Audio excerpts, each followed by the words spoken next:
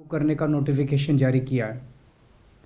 10 साल देश पे राज करने के बाद ऐन चुनाव के पहले इन लोगों को सीए की बात करनी पड़ रही है। अगर 10 साल में कुछ अच्छा काम कर लेते तो शायद आज सीए की जगह अपने कामों पे वोट मांग रहे होते। आज देश के सामने सबसे बड़ी समस्या महंगाई और बेरोज़गारी की है। किसी को भी घर चलाना मुश्किल हो रहा है, इतनी ज़्यादा महंगाई हो गई है, कमर तोड़ महंगाई हो रही है। उधर हमारे युवा दर दर की ठोकरें खा रहे हैं रोज़गार के लिए, उनके ऊपर डंडे लाठियां बरसाई जा रही हैं। ऐसे में सरकार बेरोज़गारी और महंगाई का समाधान ढूंढने की बजाय सीए की बात कर रही है, तो ये बड़े दुख की बात है। ये सीए आखिर है क्या?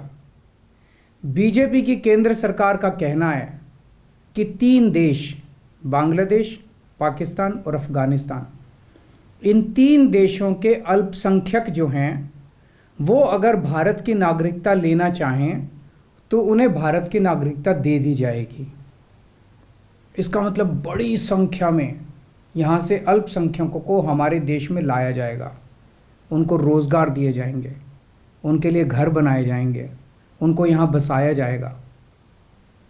अजीब बात है ना। बीजेपी की केंद्र सरकार से हमारे बच्चों को रोज़गार दिए नहीं जा रहे, पाकिस्तान से लोगों को लाके उनके बच्चों को रोज़गार देना चाहते हैं। हमारे लोगों के पास तो घर नहीं है, भारत के तो ढेरों लोग बेघर हैं, लेकिन बीजेपी वाले पाकिस्तान से लोगों को लाके उन्हें भारत में बसाना चाहते हैं, उनको घर देना चाहते हैं।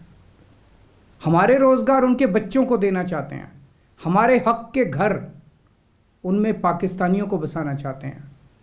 भारत सरकार का जो सरकारी पैसा हमारे परिवार और देश के विकास पे खर्च होना चाहिए, वो पैसा पाकिस्तानियों को भारत में बसाने पे खर्च किया जाएगा।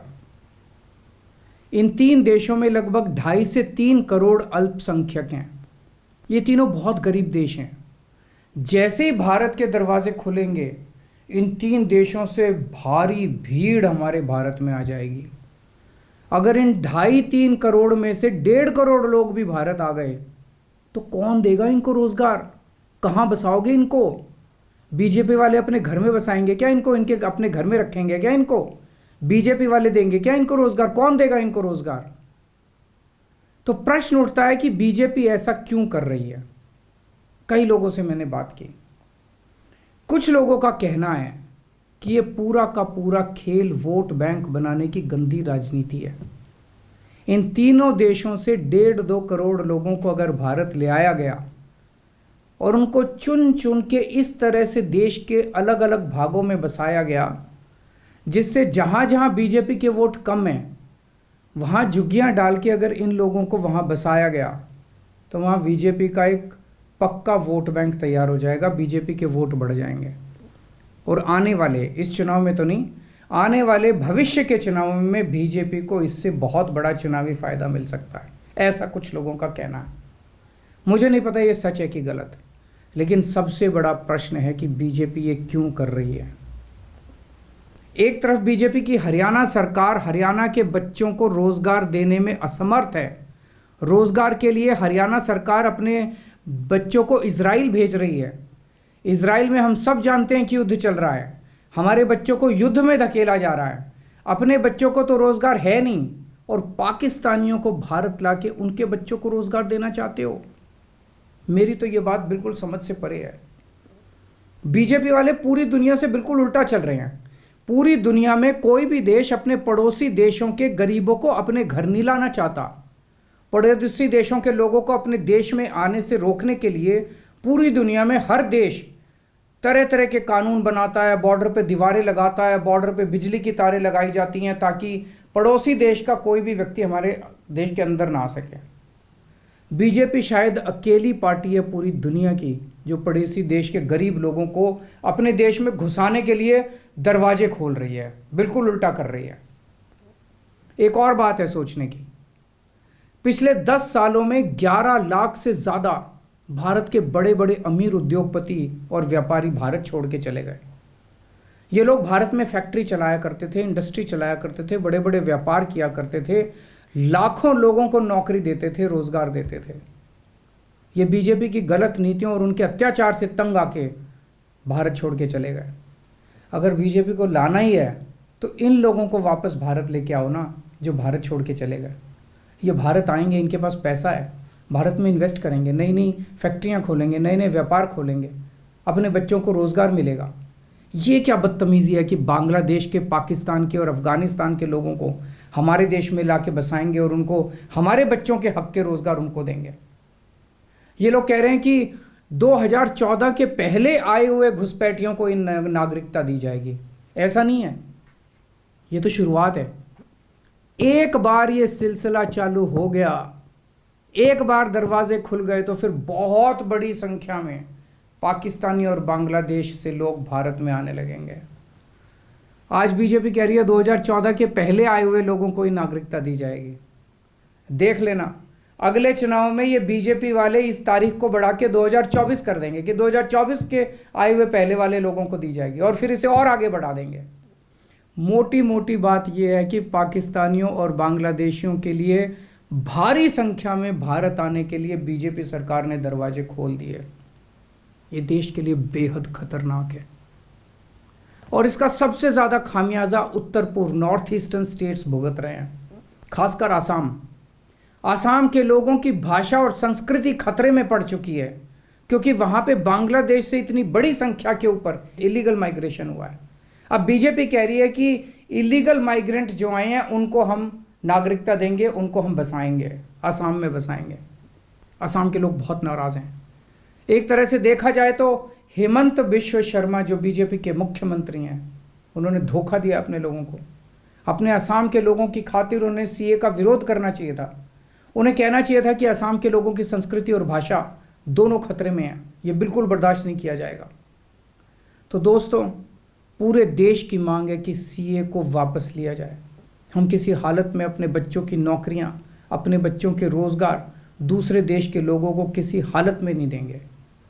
और अगर बीजेपी नहीं मानती तो इसको वापस नहीं लेती, बीजेपी के खिलाफ वोट करके आप अपना गुस्सा जाहिर कीजिए। नमस्कार। Kejriwal targeting the government, saying that the CAA is going to bring in migrants from Bangladesh, Pakistan and Afghanistan. That is going to be detrimental for the people already residing in the country. He also went on to say that this is just the beginning. It's not only going to be limited to 2014, which is of course the cutoff date set by the government. It is going to be modified further. He continued to attack the government, saying that this is a ploy to gain a vote bank. And Shubh Rana, my colleague, is joining us on the broadcast to talk more about this. Shubh, Arvind Kejriwal attacking the government, saying that the CAA is just a distraction. The real issues of these countries are being ignored by the BJP. He also went on to say that the CAA is not a good move. It is going to bring in a plethora of people who will eat into the resources of the country.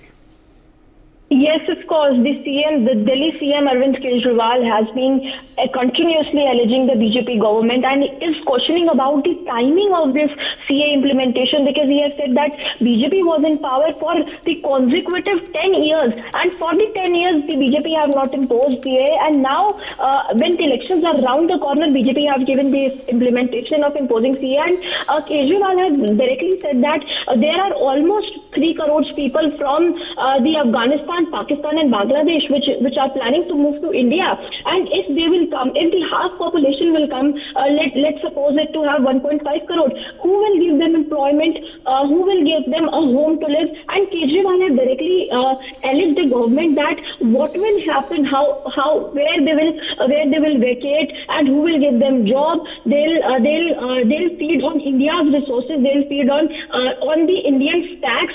And Kejriwal has said that BJP is doing it for the vote bank, because not this time, but when the next elections will come, BJP will place their duties on that areas where BJP is not strong enough. Arvind Kejriwal has been directly challenging the BJP government that they have done it for the vote bank, and saying that Indian tax have been given to these people. And when you talk about this employment, Indians are still not employed. And why BJP is not talking about employment, why BJP is not talking about the rising tax, the rising prices, the price hikes, but BJP is doing it for this vote polarization. This is what the Delhi Chief Minister Arvind Kejriwal is saying, and he has said that he is against him, and not only him. If you see about India Alliance, whole India Alliance is against the newly implemented CAA. Yes, back to you. Right, and Shubh, also need to understand that right before the Lok Sabha elections, it is but obvious that every political party is going to start taking pot shots at each other, and this is perhaps nothing short of that. Yes, of course. And the announcement of CAA regulations by the central government has sparked distinction protest, whether you see in Kerala, whether you see in Assam, whether you see in Bengal.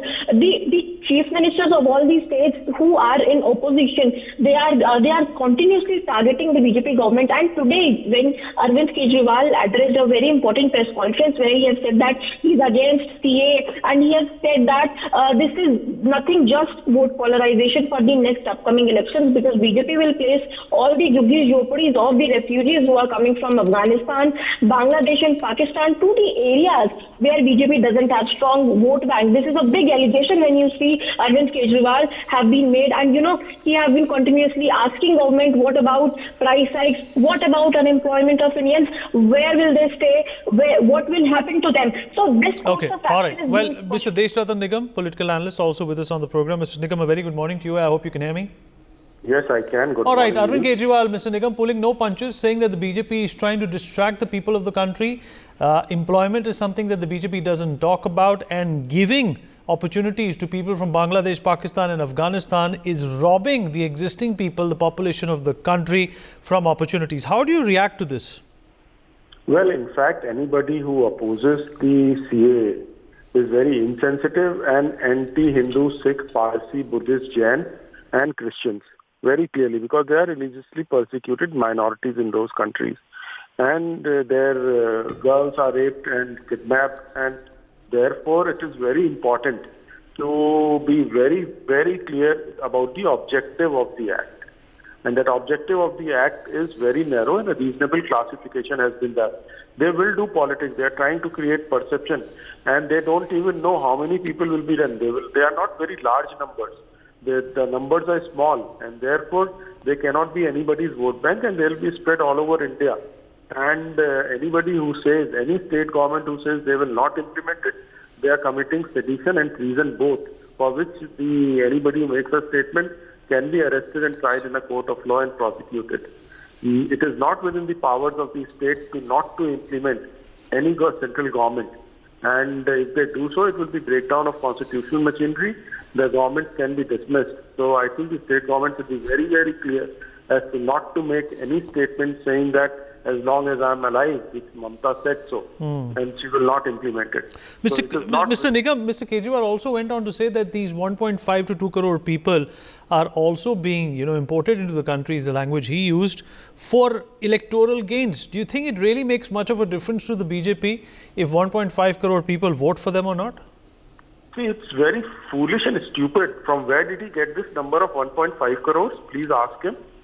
Probably he's talking of Bangladeshi illegal immigrants whose numbers are in crores and who have to be deported, and some of them have been deported. I'm aware of it because a case was going on in Delhi High Court for deportation of these Bangladeshis, for which some of the political parties do not want. In fact, they want these Bangladeshis and Rohingyas not to be deported and somehow become citizens of this country, and then they become vote bank of these opposition political parties. This is their game plan. Those people are not religiously persecuted people in their own respective countries. They are deliberately infiltrating into India and want to become a citizens and then start voting for, appeasement parties. And therefore, we must make a distinction between illegal immigrants who are not religiously persecuted, who are infiltrating into India, and to those who are being legally allowed on account of religious persecution. So that distinction has to be made. For more such videos, subscribe to the NewsX YouTube channel, hit the bell icon.